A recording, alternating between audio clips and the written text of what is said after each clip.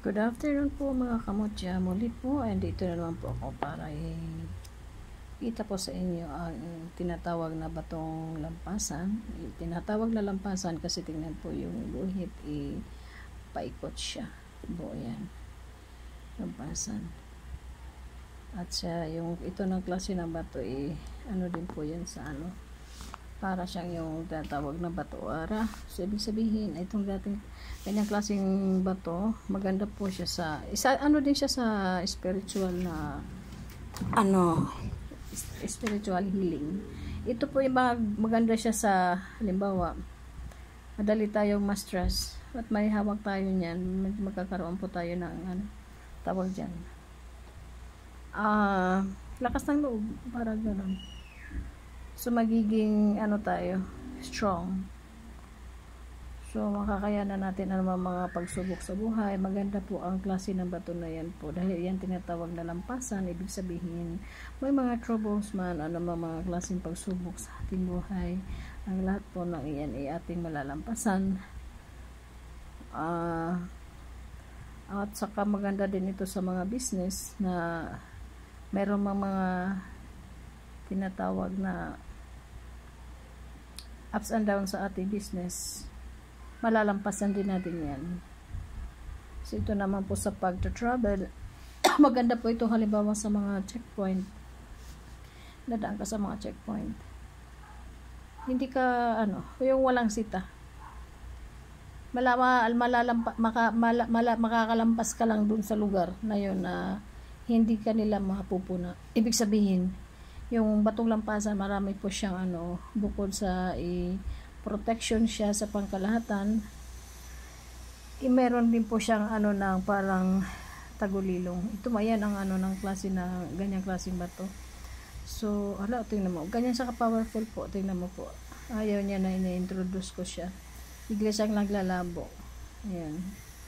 Magandang klaseng bato po yan.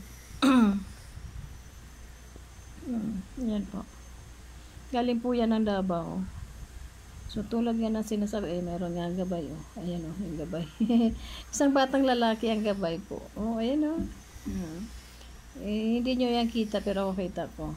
So, huwag nyo na lang yung pilitin na makita nyo. Basta tayo yung baby boy. Yan siya ang gabay. Nakuha ko yan sa Davao during my vacation. Nakuha ko yan. So, ganyan talaga yan pagka nasa spiritual ka po, kahit saan ka magpunta ng mga lugar po, mayroon talagang lalapit sa'yo na mutya.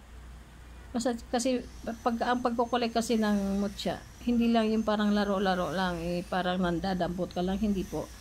According po yan kung anong nararamdaman mo. Ang daming bato na hinahawakan ko, hindi ko gusto, kaya binabalik ko. So, yung mga ganyan na parang ramdam mo na magaan sa'yo, parang tinatawag ka, kunin mo na. Yan nalabo po. Ang lakas po ng kanyang gabay. So, itong po is, siya, yung bato ng pagpapakumbaba.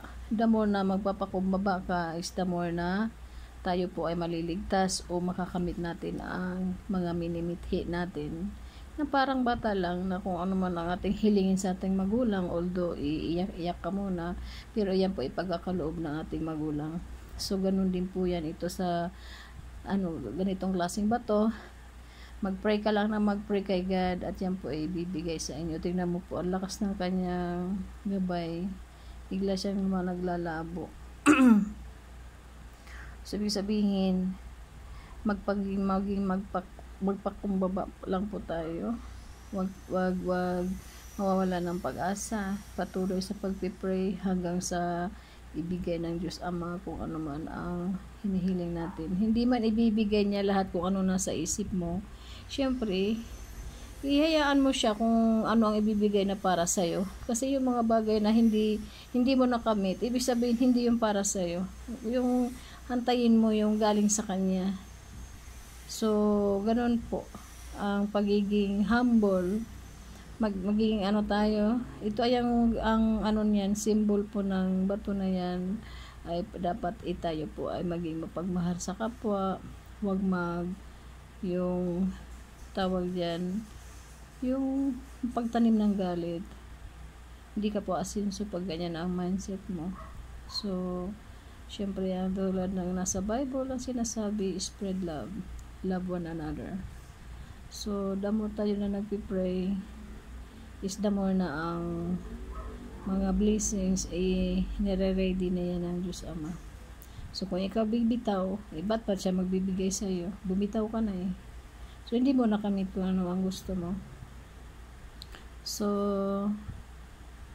yun lang po ang ano ko sa inyo, yung mga ganito, dapat nagpo-collect. Ang cute naman ng baby, oh, baby boy. Yan.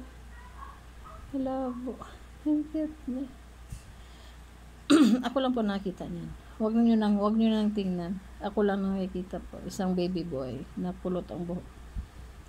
So, sa mga hindi naniniwala, diyan lang kayo. Kami mga naniniwala, dito lang din kami. Okay, thank you po so much sa panonood and God bless po.